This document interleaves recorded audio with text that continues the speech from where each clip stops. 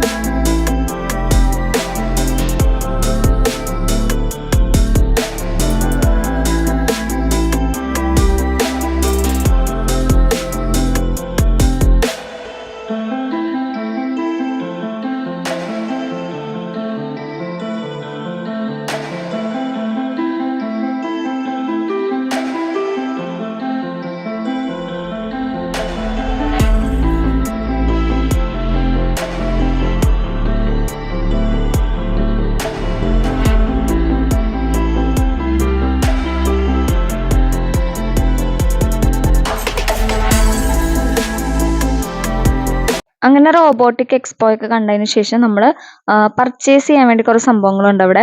അങ്ങോട്ടേക്ക് ഇറങ്ങി. അപ്പോൾ ഫസ്റ്റ് നമ്മൾ ഇറങ്ങിയിട്ട് ഐസ്ക്രീമാണ് ഉണ്ടായിരുന്നത്. ഐസ്ക്രീം, പോപ്കോൺ, അതൊക്കെ കഴിഞ്ഞതിന് ശേഷം ഈ മസാജറൊക്കെ ഉള്ള ഒരു സംഭവം ഉണ്ടായിരുന്നു. പിന്നെ അത് കഴിഞ്ഞതിന് ശേഷം നമ്മളൊരു വാക്വം ക്ലീനറിൻ്റെ ഒരു സംഭവം ഉണ്ടായത്. പിന്നെ ഒരു പയ്യനുണ്ടായിരുന്നു, കരിപ്പെട്ടിയാണ് കേട്ടോ, നല്ല രസമുണ്ട്.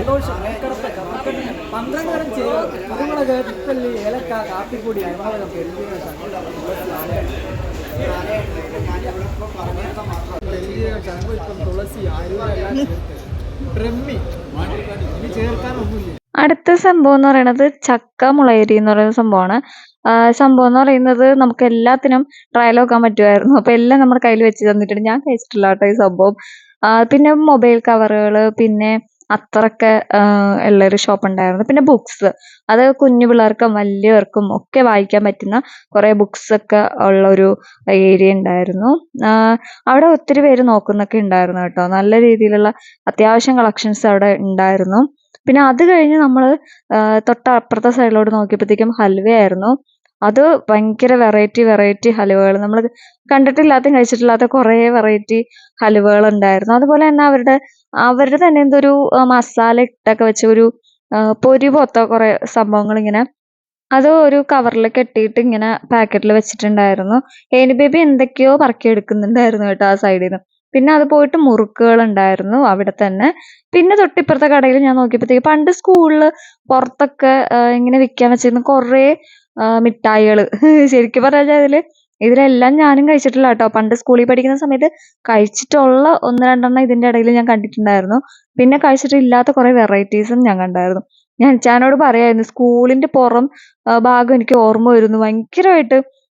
ഈ എന്താ പറയാ, കുറെ വെറൈറ്റീസ് ഒക്കെ ഞങ്ങൾ ട്രൈ ചെയ്തിട്ടുണ്ട്. പക്ഷെ ട്രൈ ചെയ്യാത്ത കുറെ വെറൈറ്റീസും ഉണ്ടായിരുന്നു. പക്ഷെ ഇപ്പൊ നമുക്ക് അതിനോടൊന്നും ഇൻട്രസ്റ്റ് തോന്നാത്തോണ്ട് ഞാനൊന്നും മേടിച്ചില്ല അവിടുന്ന്. എനിക്ക് ഇപ്പൊ കഴിക്കാനൊന്നും തോന്നുന്നില്ല. സോ അതുകൊണ്ട് തന്നെ ഞാനൊന്നും അവിടുന്ന് മേടിച്ചിട്ടൊന്നും ഉണ്ടായിരുന്നില്ല. പക്ഷെ നല്ല രസം ഉണ്ടായിരുന്നു കേട്ടോ. എല്ലാം കൂടി ഒരുമിച്ച് കണ്ടപ്പോൾ നല്ല രസമായിരുന്നു. തൊട്ടിപ്പുറത്ത് നമുക്ക് എന്താ പറയാ, പച്ചക്കറി മസാല എന്ന് പറയുന്ന ഒരു സംഭവം ഉണ്ടായിരുന്നു. മസാല ഇട്ട പച്ചക്കറികളാണ് ഇതെല്ലാം. പയറ്, കടല, ഇതൊക്കെ മസാല ചേർത്തിട്ട് ഫ്രൈ ചെയ്ത് വെച്ചിരുന്ന ഐറ്റംസ് ആണ്. അവിടുന്ന് എന്താ പറയാ, പച്ചക്കറി മസാല അല്ല, പച്ചക്കറി ചിപ്സ് ആണ് കേട്ടോ. പിന്നെ വരുന്നത് ഫാൻസി ഐറ്റംസ് ഉണ്ടായിരുന്നു. ഞാൻ ഫാൻസി ഐറ്റംസും അധികം ഒന്നും മേടിച്ചില്ല. അധികം എന്നല്ല, ഒന്നും മേടിച്ചിട്ടില്ല. ഈ ഏരിയ ജസ്റ്റ് ഒന്ന് കവർ ചെയ്ത് പോയതേ ഉള്ളൂ.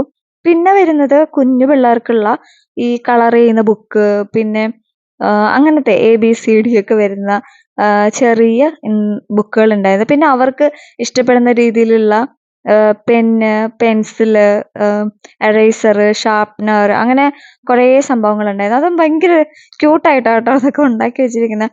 നമുക്ക് കാണുമ്പോൾ തന്നെ എല്ലാത്തിൽ നിന്നും ഓരോന്ന് പറക്കിയെടുക്കാനായിട്ടൊക്കെ തോന്നും. പക്ഷെ ഹെയ്നൂന് ഇപ്പൊ ആവശ്യത്തിനുള്ളത് കൊണ്ട് ഞാനൊന്നും എടുത്തില്ല. പിന്നെ തൊട്ടിപ്പുറത്ത് നമുക്ക് ടോയ്സ് ആണ് വരുന്നത്. അവിടെ നിന്നും ഹെയ്നു ബേബി എന്തൊക്കെയോ എടുത്ത് തപ്പുന്നുണ്ട് എടുക്കാൻ. എടുത്തിട്ടുണ്ട് സംഭവം എന്ന് പറയുന്നത്. പിന്നെ വരുന്നത് കപ്പാണ്. 4 കപ്പ് 100 രൂപ എന്നുള്ള രീതിയിൽ. പക്ഷെ ഭയങ്കര ക്വാളിറ്റി ഒന്നും നമുക്ക് തോന്നിയില്ല ആ കപ്പിലൊന്നും. പിന്നെ പ്ലേറ്റും കാര്യങ്ങളൊക്കെ ഉണ്ടായിരുന്നു അവിടെ. അവിടെ നിന്നൊന്നും എടുത്തില്ല. ഭരണികൾ ഉണ്ടായിരുന്നു. ഭരണി, ഇടികല്ല് എന്നൊക്കെ പറയുന്ന സംഭവങ്ങളുണ്ടല്ലോ, അതൊക്കെ ഉണ്ടായിരുന്നു. ആ ടോയ്സിന്റെ കൂട്ടത്തിൽ നിന്ന് ഒരു ടോയ് പൊക്കിക്കൊണ്ട് ഹെയ്ന് വന്നിട്ടുണ്ട് കേട്ടോ. അപ്പം അതൊക്കെ കഴിഞ്ഞതിന് ശേഷം നോക്കിയപ്പോൾ ആയുർവേദ മരുന്നുകൾ ഉണ്ടായിരുന്നു. തൊട്ടടുത്തായിട്ട് നമുക്കൊരു വാച്ച് കട ഉണ്ടായിരുന്നു കേട്ടോ. ചിലരെന്താ പറയാ, നമ്മളോട് ഒരുപാട് സംസാരിക്കുമ്പോൾ നമുക്ക് ഭയങ്കരമായിട്ട് തിരിച്ച് സംസാരിക്കുന്ന പോലെ. അങ്ങനെ ഒരു ഷോപ്പില് ഞങ്ങൾ കയറിയതായി. ഈ വാച്ച് എന്ന് പറയുന്നത് നല്ല രസമുള്ള വാച്ചുകളാണ്. ആദ്യം ഒരെണ്ണം ഹെയ്നുവിന് ട്രയൽ നോക്കിയായിരുന്നു. അപ്പൊ അവനത് ഇഷ്ടപ്പെട്ടില്ല. പിന്നെ സെക്കൻഡ് വേറൊരെണ്ണം ചൂസ് ചെയ്തു.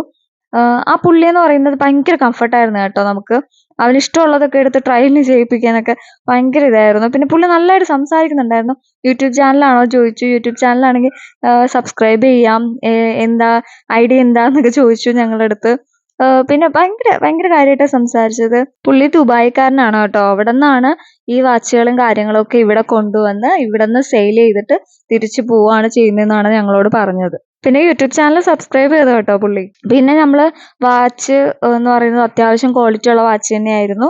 ഞങ്ങളും ഒരെണ്ണം മേടിച്ചിട്ടുണ്ടായിരുന്നു ഹെയ്നു ബേബിക്ക്. ഇതാ അവന് ഏറ്റവും ഇഷ്ടപ്പെട്ട ഒരു ടൈപ്പാണ് നമ്മൾ മേടിച്ചത്. ഇത് അടിപൊളിയായിരുന്നു. പിന്നെ തൊട്ടടുത്തെന്ന് പറയുന്നത് അച്ചാറുകളായിരുന്നു. വെറൈറ്റി കുറെ അച്ചാറുകൾ. അപ്പം അച്ചാറുകൾ നമ്മൾ ഡേറ്റ്സ് പിക്കിൾ എടുത്തിട്ടുണ്ടായിരുന്നു. പിന്നെ കണ്ണിമാങ്ങയുടെ ഒരു പിക്കിൾ ഉണ്ടായിരുന്നു. അത് രണ്ടും നമ്മൾ പർച്ചേസ് ചെയ്തിട്ടുണ്ടായിരുന്നു. പിന്നെ ഇതൊക്കെ കഴിഞ്ഞ് ഞങ്ങൾ പുറത്തോട്ട് ഇറങ്ങാനായിട്ട് പോയി. അപ്പം ലാസ്റ്റ് ഇറങ്ങിയത് ഫുഡ് കോർട്ടിലോട്ടാണ്. ഫുഡ് കോർട്ടിൽ ശരിക്കും പറഞ്ഞാൽ എല്ലാം അടച്ചുപൂട്ടേണ്ട ടൈം ആയിട്ടുണ്ടായിരുന്നു. ഞങ്ങൾ ആ ടൈമിലാണ് അവിടെ ചെന്നെത്തിയത്. അപ്പോൾ അതുകൊണ്ട് തന്നെ പിന്നെ നമുക്ക് വലിയ വിശപ്പും ഉണ്ടായിരുന്നില്ല. അതുകൊണ്ട് ഞങ്ങൾ ആരും ഫുഡ് കോർട്ടിലൊന്നും ഒന്നും കഴിച്ചില്ല. ഞങ്ങൾ പുറത്തോട്ട് ഇറങ്ങി. പിന്നെ ഹെയ്നു ബേബി നല്ല ഉറക്കം വന്നിരിക്കുകയായിരുന്നു. സോ അതുകൊണ്ട് തന്നെ റൈഡിലൊന്നും കയറിയിട്ടുണ്ടായിരുന്നില്ല. പിന്നെ റൈഡ് എല്ലാം ഓഫ് ചെയ്യുന്ന ടൈം തന്നെ ആയിരുന്നു. ലാസ്റ്റ് നമ്മളൊരു ഡബിൾ ഓംപ്ലേറ്റ് ഒക്കെ കഴിച്ച് ഒരു തട്ടുകടയിൽ നിന്ന് കട്ടനൊക്കെ കുടിച്ച് നല്ല ഹാപ്പി ആയിട്ട് ഇന്നത്തെ ഈ ജേർണി അവസാനിപ്പിച്ചു.